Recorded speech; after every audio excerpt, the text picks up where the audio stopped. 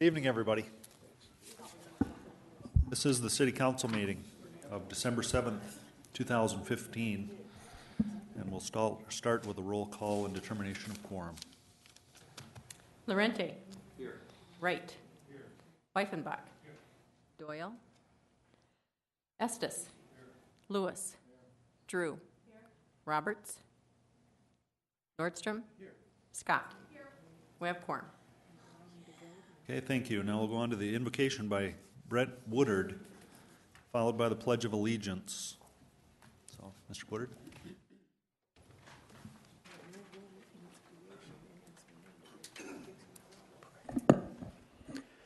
Our Father in heaven,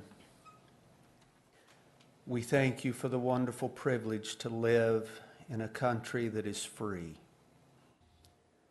And on this day, a day that will live in infamy, thank you for all of those who gave their life that we could know the blessings of liberty. Lord, we live in a day of trouble. Once again, it seems like at any moment tragedy could strike any community. We're thankful that we live in this community. We're thankful for this beautiful city.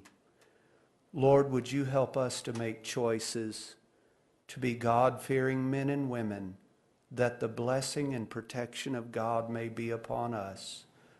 Bless these men and women today that have to make choices that affect all of us. And then, Lord, help us to do it in a way that pleases you and that is a good example to our youth. We pray this in Jesus' name. Amen. To the flag of the United States of America and to the republic for which it stands, one nation under God, indivisible, with liberty and justice for all. Amen to that. Hey there. Thank you. And now on to the adoption of the agenda. Are there any changes or can we have a motion? Second. Okay, all those in favor of adopting the agenda say aye. Aye. Opposed, say no. Motion carries. Now on to awards and recognitions. Just have one from the Sustainability Committee, so have Eric come up and I'll meet him down front.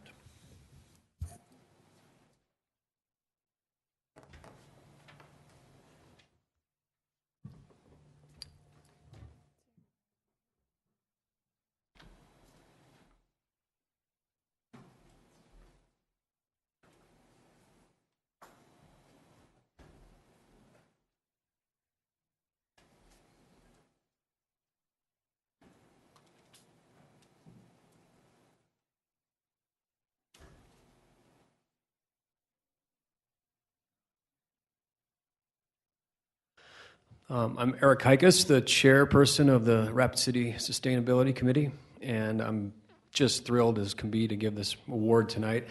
I have to apologize, Don Martinez, who was the liaison for this award, was called away to Pierre at the last minute, so he can't be here to make the award. He asked that I act as his proxy, so it's actually a treat for me because it's a very special award for me.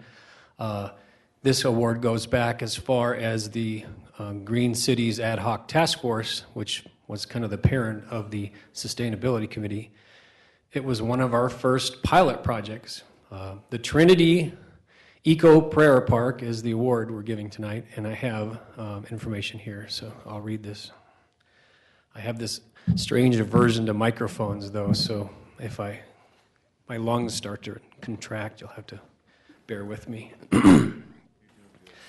Okay, so our mission statement, which we read every time, is, of course, the purpose of the Rapid City Sustainability Committee is to encourage education, stewardship, and policy leadership that will make our community a leader in economic, social, and environmental sustainability. So, that said, the Trinity Eco Prayer Park, located at the corner of 4th and St. Joseph Street in downtown Rapid City, has been selected as a recipient for the December 2015's Rapid City Sustainability Award. This is an award that is presented for projects that contribute to the societal, environmental, and economic viability of Rapid City. The park was formerly a vacant downtown eyesore lot. Today, this park is now a cutting-edge, multifaceted park that will provide civic, environmental, and spiritual benefits to those who work and visit downtown.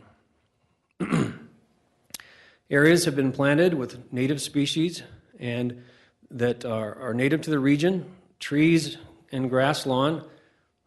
Rainwater is collected from more than a half city block and reduces the amount of direct runoff that would enter Rapid Creek.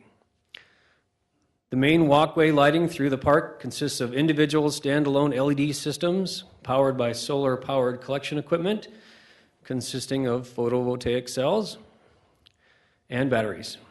A public pavilion also has 3 roof-mounted PV panels with inverters converting DC to AC power that are connected to the electric panel where excess energy is fed back to the electric utility grid. The electric panel provides power to the pavilion's lights and basic electric outlets. To see more about the park's sustainability features, check out Trinity Eco Prayer Park video on YouTube, and there's a link if anyone wants it. So I think that's on our press release today. Our park director, who's here today, Ken Steichen, also a very special individual to the Sustainability Committee because he was once one of our members. I think the park maybe took away some of his attention, and now he's there full time. So he mentions that the new park offers a trek through native plant species that highlight 4 regional biomes: the Black Hills, mid-grass prairie, short grass prairie, and wetlands. Steichen said the idea in part is to hopefully spark a flame in others to incorporate native plant species and resource conservation practices in their own landscaping endeavors. So, the Sustainability finds this project a wonderful example of economic, social, and environmental sustainability for Rapid City. So Ken Steichen, it's with my great pleasure. Please come up here and accept this humble recognition for your work.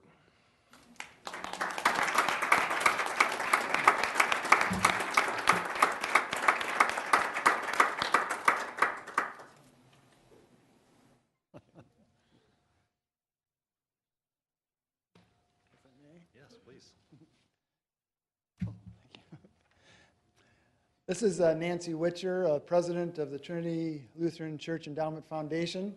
The foundation owns the property on which the Trinity Eco Prayer Park is built. Planning for the park began in 2009. We raised 60% of the construction costs of the park before we broke ground at the corner of 4th and St. Joe in Rapid City. That was back in May of 2014.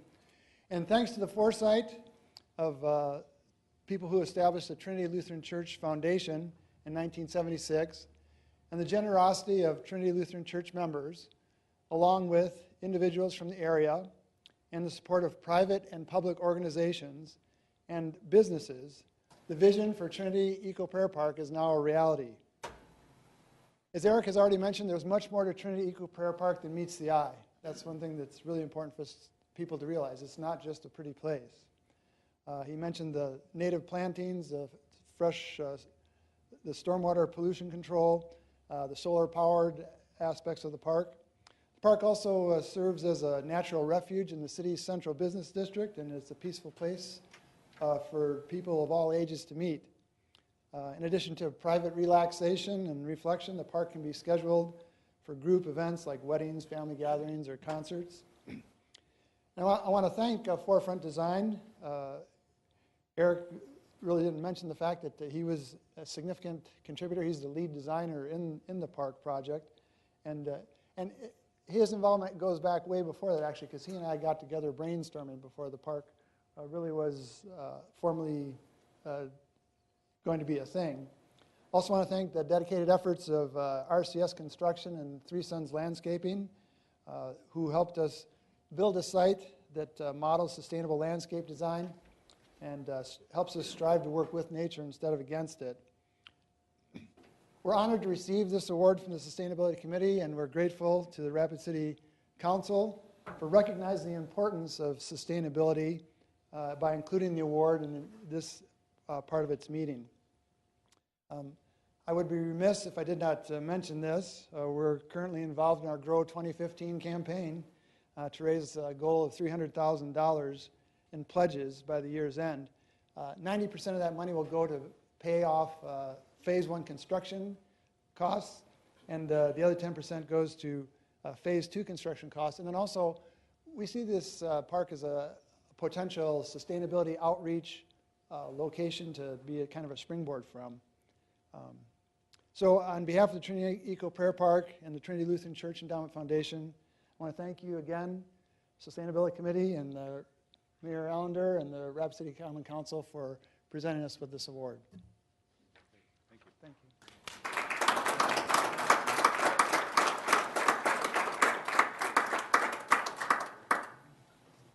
While we're lining up for a photo, Eric, I think, brought it up, but the lot before the prayer park, the lot was this empty, muddy lot with weeds growing and truck tire ruts in it, and that, believe it or not, was an improvement over what was there prior to that. It was I believe, the Tip Top Motel, which had served a purpose at some point in history, but that time it died a long, grueling death and was torn down there. And so it's been a great improvement and a good example for Rapid City.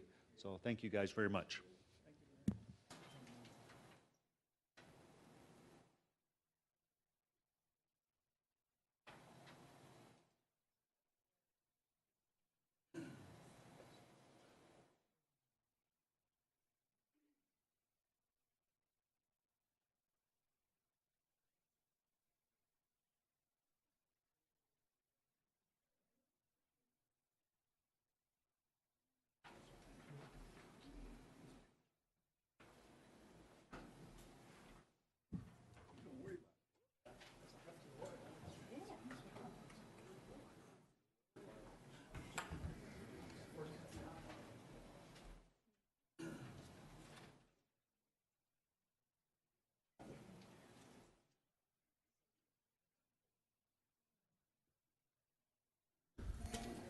Okay, now we're on to general public comment, a time for the members of the public to discuss or express concerns to the council on any issue not on the agenda. Action will not be taken at the meeting on any issue not on the agenda, except by placement on the agenda by unanimous vote of the council members present. I guess I read all that for nothing because there are no general public comment. So now we're on to the non-public hearing items 2 through 138. We'll open public comment on those items, and there is one speaker request form from Barbara Landers on item number 28. And ma'am, you have 3 minutes, please. Thank you. I live in the 1 mile limit around Rapid City, and therefore I am subject to having my septic system inspected by the city of Rapid City. I understand that came from the state, your authority to do that, and I am fully in compliance with that. However, I object to the quote fee being charged, $20, not very much, but it's principal, for my septic system to be inspected and for a license to be issued. I am not a resident of Rapid City. I receive no services from Rapid City. I get absolutely nothing from Rapid City. I'm not allowed to vote in your elections, and yet I'm being taxed. Now, if you think a fee is not a tax, I will go to the definition, which took me just a few minutes to pull off the internet. And a tax is a compulsory contribution to government revenue levied by government on workers' income and business profits, or added to the cost of some goods, services, and transactions. A fee is a payment made to a professional person or to a professional or public body in exchange for advice or services. As you can tell, there's absolutely no difference. I am being taxed and I am not being represented, and I don't see any reason why I would need to pay administrative costs or get a license from the city of Rapid City.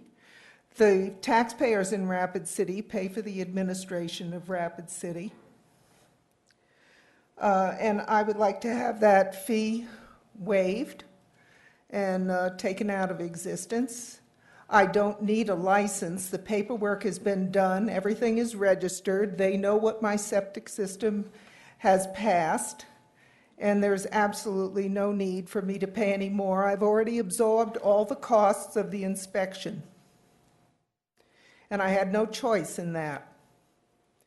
But I see no reason why I should pay a fee. Are there any questions? No. Thank you, ma'am. Thank you very much. And this will close the public comment. And now on to consent items, items 2 through 58. Are there any items from that list that should be pulled by the council? None? We have a motion. Here's one. Steve Laurenti. Item 30, please.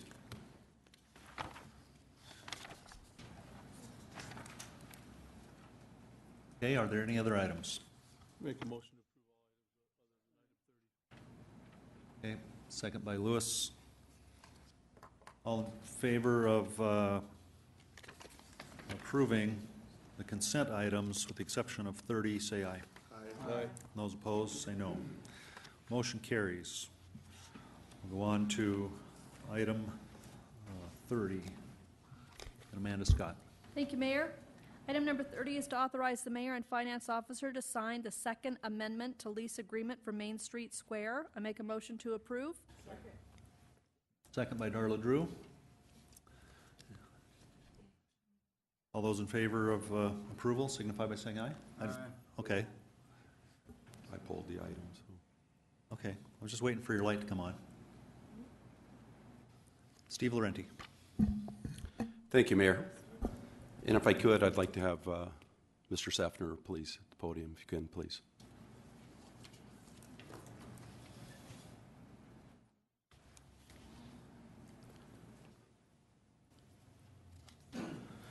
Good evening. I'm Dan Sefner, president of Destination Rapid City and Main Street Square. Thank you, Mr. Sefner. And I didn't get a chance at the Legal and Finance meeting to ask the questions, but I'm surprised that some questions weren't asked because this is a cost that apparently is going at some point to be borne by the taxpayer. So what I'm trying to find out is why or what's happened with the bid board. And I know you work with the bid board as well. So I'm trying to find out what's happened with the DRC and the bid board because you have a lease with the bid board for Main Street Square. Has something changed there in that situation? The bid tax, or should we say the Business Improvement District, collects approximately $180,000 a year. $120,000 goes to operations of Main Street Square, which is used by somewhere between 500,000 and 600,000 people in Rapid City in our community. $60,000 of that money goes towards improvements in downtown Rapid City and other improvements in other areas. And the agreement that we've worked with the bid board is talking about, it is a public park, Main Street Square is a park, and we're looking, Mr. Lorente, at city picking up just the utilities for Main Street Square. That is the agreement, and that's what we've looked at, and that's the amendment to the agreement. So what I'm asking you, though, is the agreement originally had the DRC paying these utilities, That is correct. the water, the sewer, the electricity. That is correct. What is it that has changed that now the taxpayers, in your opinion, should be borne with this liability that they weren't prior to?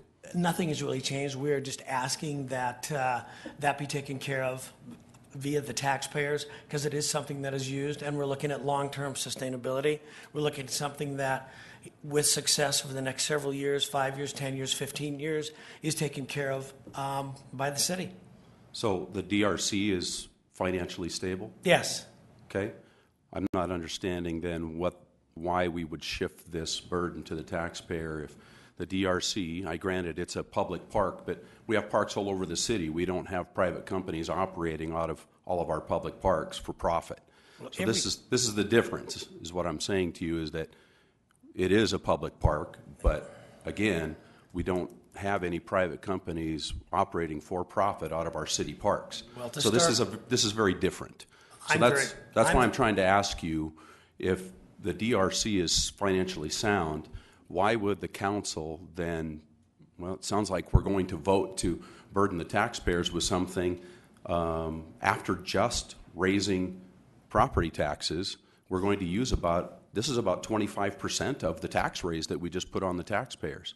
The tax raise was $240,000, and this is $67,000 a year that now the taxpayers will have to pay. And personally, as you can see, I don't like it, and I'm not going to support it, but it sounds like you might have the support. I'm trying to understand why this is occurring. I thought maybe there was something that I wasn't aware of with the DRC and the lease with the bid board, and it would seem to me that the bid board would be interested in at least bearing this cost, because it has such a huge impact for the downtown and the businesses themselves. You know, all of the businesses in the downtown do great things for Rapid City. So I just don't understand why we're wanting to shift this to the taxpayers. And I appreciate your answers, but I won't be able to support it. Thank you.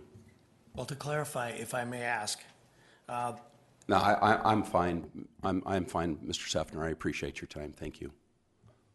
Okay, now we'll go to Chad Lewis. Maybe. Thank you, Mr. Mayor. Mr. Sefner, a question, please. Yes. Mr. Sefner, is DRC a for-profit organization? Total 501c3 nonprofit. Okay. Is there something else that you wanted to add to that? That was my point. Okay, Everything so this goes is back into you are a that. nonprofit organization, and you're not Total nonprofit. so you're not getting rich off of taxpayers. No. Okay, I just want to clarify that. Thank you. Now Amanda Scott. I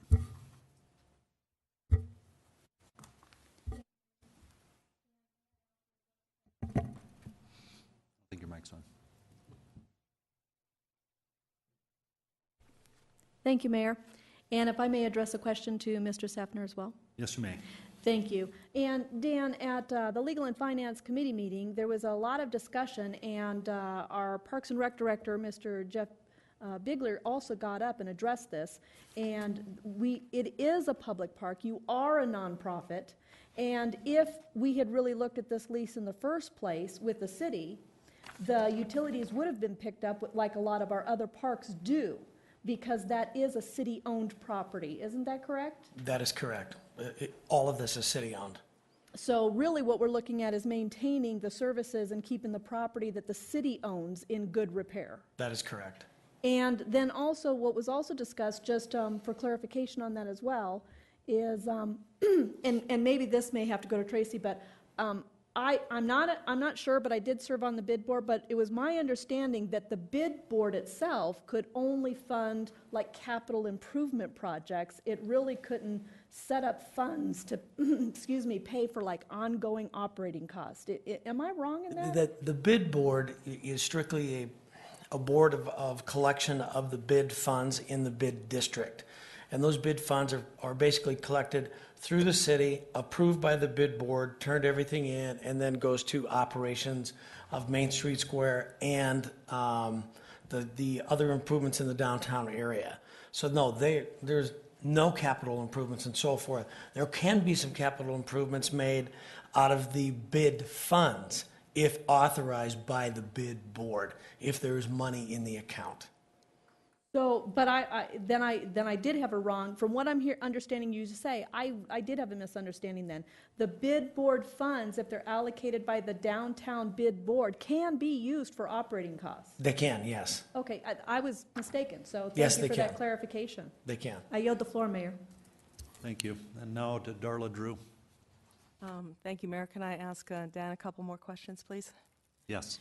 It's my understanding that you had come to us initially for costs to clean up the downtown, your green team, which ran about $80,000. Is that correct? That is correct. And that this agreement as such was actually our responsibility anyway, but that the green team would continue to operate under your funds as we'd pay the utility. Is that correct? That is correct. Okay, thank you. And I'd like to at some point see that in writing. I think I said that at the Legal and Certainly. Finance because oral agreements, they tend to lose their path and you don't know why anybody did anything. So just so that's clear that we are getting a kind of a good trade-off here. Thank you.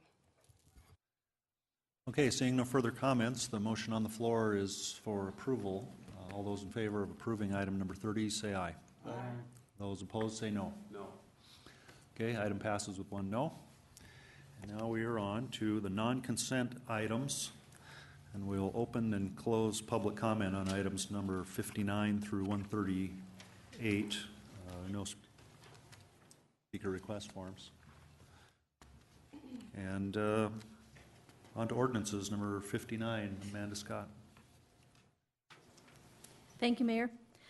Item number 59 is the first reading of Ordinance 6085, an ordinance amending Section 17.06 of Chapter 17 of the Rapid City Municipal Code, rezoning the within described property as requested by Renner and Associates, LLC, for a rezoning from General Agricultural District to Low-Density Residential District for property generally described as being located west of the northern terminus of Prestwick Road. I make a motion to approve. Second. Second by Richie Nordstrom. All in favor of approval, say aye. Aye. Those opposed, say no. Next item. First reading, ordinance number 6086, an ordinance amending Section 17.06 of Chapter 17 of the Rapid City Municipal Code, rezoning the within described property as requested by Dream Design International, Inc. for a rezoning from General Agricultural District to General Commercial District for property generally described as being located west of Elkvale Drive and south of Eglin Street. I make a motion to approve. Second. Second by Richie Nordstrom. All in favor of approval, say aye. Aye. Those opposed, say no. Motion passes. Next item. First reading, ordinance number 6087, an ordinance to create a vice chairperson for the Capital Improvements Committee by amending subsection 3.16.090A of the Rapid City Municipal Code. I make a motion to approve. Second by Darla Drew. All those in favor, all those who want this approved, say aye. Aye. Those opposed, say no. Motion carries.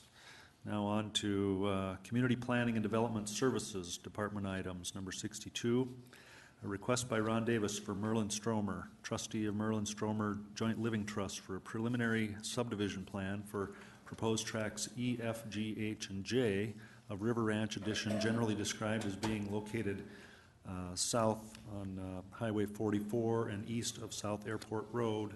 The recommendation is to approve with stipulations. Second by Darla Drew. All those in favor signify by saying aye. Aye. Those opposed say no. Motion carries. Item number 63, request by Dream Design International for a preliminary subdivision plan for proposed lots 10A through 33B of Block 1 and tracts A through H of Buffalo Crossing subdivision, generally required as being located south of Ketron Boulevard and east of Highway 16. And the staff recommendation is to approve with stipulations. Motion by Drew and second by Scott. All those in favor of approval say aye. Aye. Those opposed say no. Motion carries. Now on to alcoholic beverage license applications, items 64 through 138. I think we can approve these all at once. If anyone would like to pull one, we could do that now. Amanda Scott. Thank you, Mayor. I don't necessarily want to pull one, but may I pose a question to Chief Jegris right before we consider all of these? Sure. Thank you. Chief, I didn't see any notification on any of these. There are no concerns whatsoever with all of them that are listed. Is that correct? That is correct. Thank you, and thank you, Mayor. Okay, if we don't want to pull any of them, then can I have a motion on items 64 through 138? Okay, motion by Estes and then Scott for approval on items 64 through 138. All in favor of approval signify by saying aye. Aye. Those opposed say no. These items pass. Now, on to public hearing items, items 139 through 151. We'll open and close public hearing on those items. There are no speaker request forms. And so then consent items 139 through 150. Would anyone like to remove any of those items? Okay, then can I have a motion for approval on those items? Move to approve by Laurenti, second by Scott. All in favor of approving these items signify by saying aye. Aye. Those opposed say no. Motion carries. Item 151, an ordinance. Amanda Scott.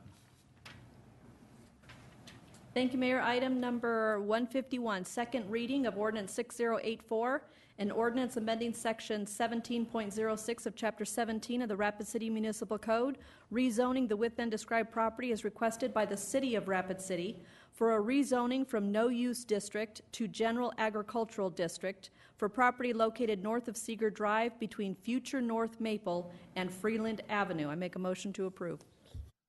Second by Steve Laurenti. All those in favor of approval signify by saying aye. Aye. Those opposed say no. Motion carries. Item 152, the bill list. We'll go to Tracy Davis. As attached to your agenda, the bill list is $8,150,656.24. There are no additions. Okay, Steve Laurenti and Jerry Wright, in that order. All in favor of approving the bill list, say aye. Aye. Those opposed, say no. Motion carries. Motion adjourned by Scott, second by Drew. All in favor, say aye. Aye. Opposed? Thank you very much. We are adjourned.